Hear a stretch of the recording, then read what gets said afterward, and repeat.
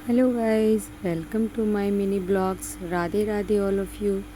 कैसे हैं आप लोग? आई होप सब अच्छे होंगे, मस्त होंगे, स्वस्थ होंगे। और जन्माष्टमी के शुभ अवसर पे मैं ये ब्लॉग बनाई हूँ, तो आप लोग के साथ ब्लॉग शेयर कर रही हूँ। मैं कान्हा जी के लिए भोग का प्रसादी तैयार की हूँ, खीर, और मैं अपने घर पे ही भजन कीर्तन और लड्डू गोपाल का पूजा करती, तो मेरी बेटी डेकोरेशन की है। बहुत ही अच्छा सिंपल सा डेकोरेशन किए हैं, बहुत ज़्यादा तो नहीं कर पाए बट जितना हो पाया उतना किए हैं।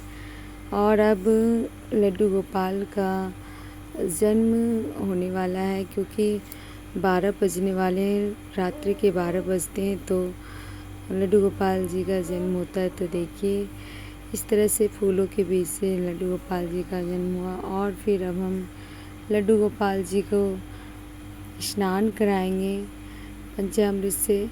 और पंचामृत से इसलिए स्नान कराया जाता है क्योंकि लड्डू गोपाल जी का बहुत ही प्रिय है, कृष्ण जी बहुत ही पसंद करते हैं।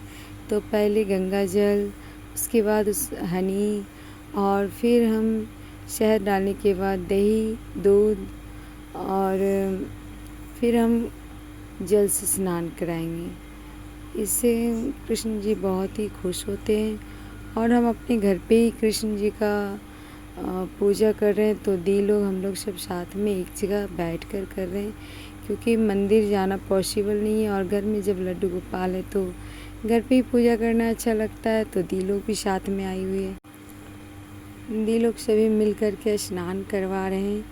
उसके बाद हम लोग लड्डू गोपाल जी के लिए जो न्यू वस्त्र लाए हैं वो पहनाएंगे। तो पहले तो लड्डू गोपाल जी का अच्छे से स्नान करना है फ्लावर के साथ। मैं यहाँ पे रोज़ फ्लावर लाई, तो अच्छे से स्नान हो गई है। अब मैं टॉवेल से अच्छे से क्लीन कर रही हूँ लड्डू गोपाल जी को। फिर वस्त्र पहनाई, तो मेरी छोटी सिस्टर की बेटी है, वो लड्डू गोपाल को बहुत ही लाड कर रही है, क्योंकि उसे बहुत पसंद है लड्डू गोपाल जी।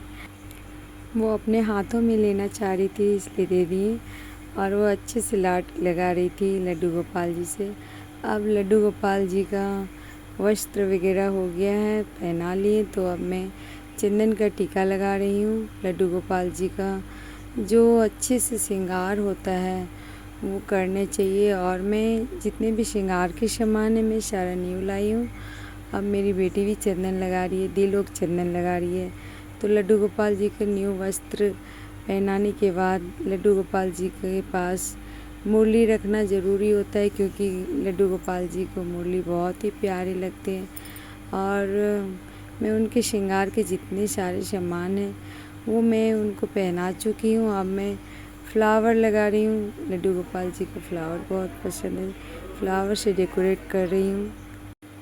दी लोग भी सभी कोई फ्लावर से डेकोरेट कर रही है। और फ्लावर से डेकोरेट करने के बाद बहुत ही सुंदर लगता है।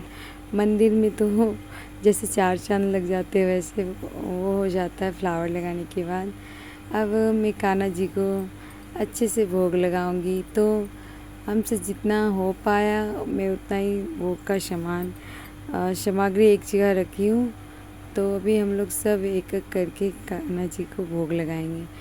ये मेरी भतीजी है, साथ में मेरी बेटी है, मेरी दी है, और मेरी छोटी सिस्टर है, मेरी एक और दी है। हम लोग सब एक ही जगह पे पूजा कर रहे हैं। तो अभी दी भोग लगा रही है। दी जब भोग लगा लेगी उसके बाद फिर हम लोग भोग लगाएंगे, क्योंकि कान्हा जी का पूजा है तो हड़बड़ी में नहीं करना चाहिए, इत्मीनान से अच्छे से सारा चीज़ का ख्याल रखना चाहिए, प्रॉपर तरीके डेकोरेट करना चाहिए। और भोग के जितने भी सामग्री है, सभी सामग्री को, जितने भी भोग के प्रसाद हैं, एक एक करके इत्मीनान से खिलाना चाहिए अपने हाथों से। और मैं ज़्यादा तो नहीं, बहुत ही कम बोल सकते हैं। वैसे तो कान्हा जी को 56 भोग प्यारे हैं कृष्ण जी को, तो उतनी तो सामर्थ्य नहीं है, मगर जितने हैं फल वगैरह। और मैं अपने हाथों से जो हो पाया, पंचमेवा का खीर, फिर खीर बनाई हूँ, और माखन है, दही है, दूध है कान्हा जी के लिए, और मिठाइयाँ हैं। वो सारे सामान मैं एक जगह रखी हूँ। और सबसे ज़रूरी चीज़ होता है, जब भी आप कान्हा जी को भोग लगाएं, अगर आपके पास मिश्री है, इलायची दाने, जो भी बन पाता है आपके पास, जितने सामर्थ्य की चीज़ें, उनमें सबसे इम्पोर्टेंट चीज़ जो होता है रखना, वो होता है तुलसी पत्ते, तुलसी का दल। तुलसी के दल के बिना कान्हा जी भोग स्वीकार नहीं करते। तो मैं ना दिन में ही तुलसी पत्ते तोड़ लिए थे, क्योंकि शाम को तुलसी के पत्ते नहीं तोड़ने चाहिए। मैं मॉर्निंग में तोड़ के रख ली थी, अच्छे से साफ़ करके। फिर मैं कान्हा जी के प्रसाद में रखी हूँ और भोग लगा रही हूँ। अभी मैं कान्हा जी को खीर खिला रही हूँ, क्योंकि कान्हा जी को खीर भी बहुत पसंद है, कान्हा जी को माखन बहुत पसंद है। तो जो भी हो पाया है मैं वो की हूँ, और बहुत ही अच्छा लगता है। फास्टिंग की, लेकिन पता ही नहीं चला, पानी प्यास नहीं लगा, भूख नहीं लगा, क्योंकि एक अलग ही उत्साह होता है। हिंदू धर्म में जन्माष्टमी का बहुत ही बड़ा महत्व है।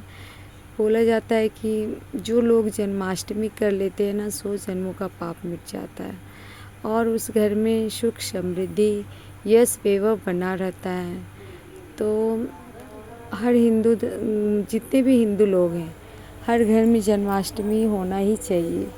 सभी लोग ना सही, जिससे बन पाए एक ना एक जन ज़रूर करना चाहिए जन्माष्टमी, और अच्छे से धूमधाम से कान्हा जी का स्वागत करना चाहिए, पूजा पाठ करना चाहिए, कीर्तन भजन अर्चना करना चाहिए।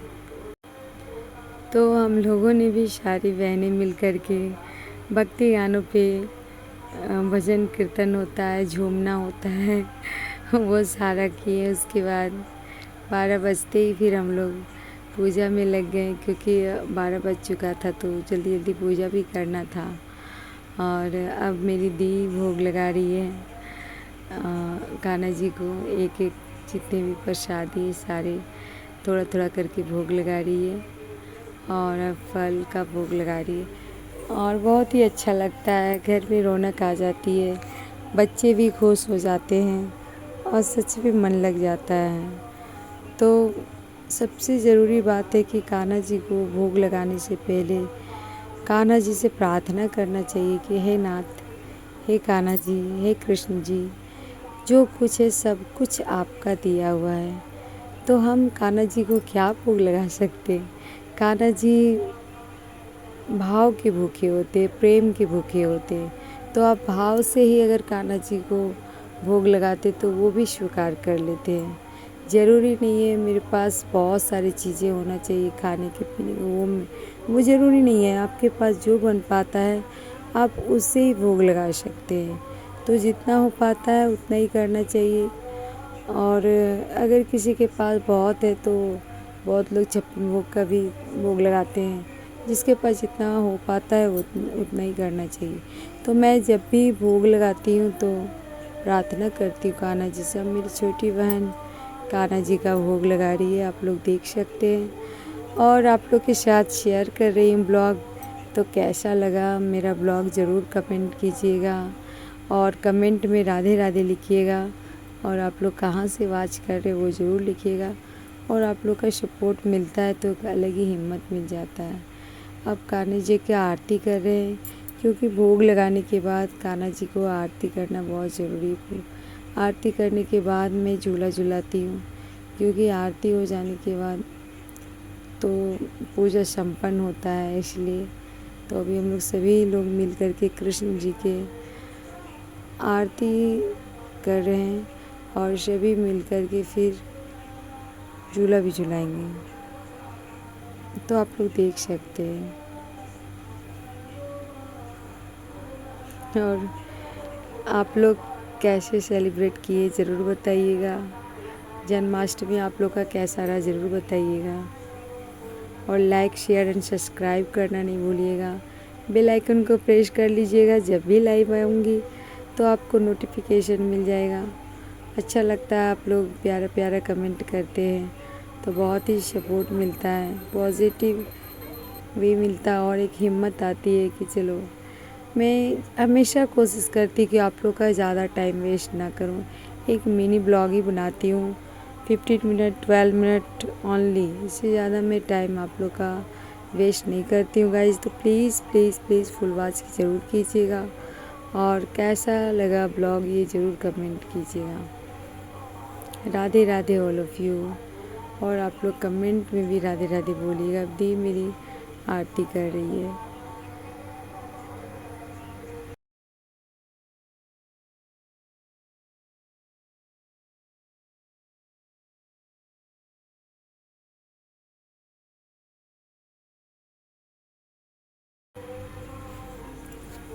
बोला जाता है ना कि कृष्ण जी का पूजा पाठ करना हिंदू धर्म में बहुत ही ज़रूरी होता है।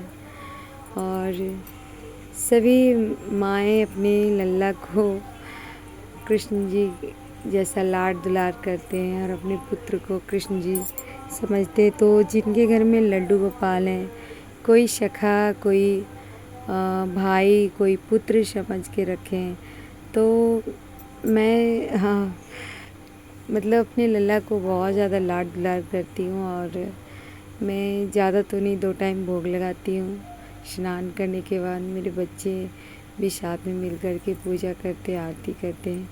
अब मैं कान्हा जी को झूला झुला रही हूँ और उसके बाद मेरी देवी झूला झुलाएगी और उसके बाद मेरी बेटी झूला झुलाएगी कान्हा जी को, क्योंकि कान्हा जी को झूला झुलाना बहुत ही ज़रूरी होता है। कान्हा जी को बहुत ही पसंद है झूलना, तो कान्हा जी के लिए इतना तो करना ही चाहिए, क्योंकि कान्हा जी का आज बर्थडे है, स्पेशल डे है, जन्म उत्सव है कान्हा जी का। और मेरी छोटी सिस्टर की बेटी भी झूला झुला रही है। तो मैं कान्हा जी से क्षमा याचना कर रही हूँ कि अगर कोई गलती हो तो क्षमा कर दीजिएगा कान्हा जी। क्योंकि अगर पूजा पाठ में कोई कमी रह गई हो, कोई भूल हो गई हो, तो उसके लिए कान्हा जी के पास मतलब क्षमा ज़रूर मांगना चाहिए और दंडवत प्रणाम करना चाहिए। और ये मेरी छोटी सिस्टर की बेटी है जो राधा रानी बनी हुई है, बहुत प्यारी लग रही है। और आप लोग को कैसी लग रही है मेरी तन्नू, ज़रूर बताइएगा, कमेंट कीजिएगा। बहुत अच्छा लगा आप लोग मेरे ब्लॉग को वॉच कर रहे, सपोर्ट कर रहे, इतना आप सारा प्यार दे रहे हैं। आप लोग के घर में हमेशा खुशियाँ बनी रहे। Radhe Radhe all of you. Thank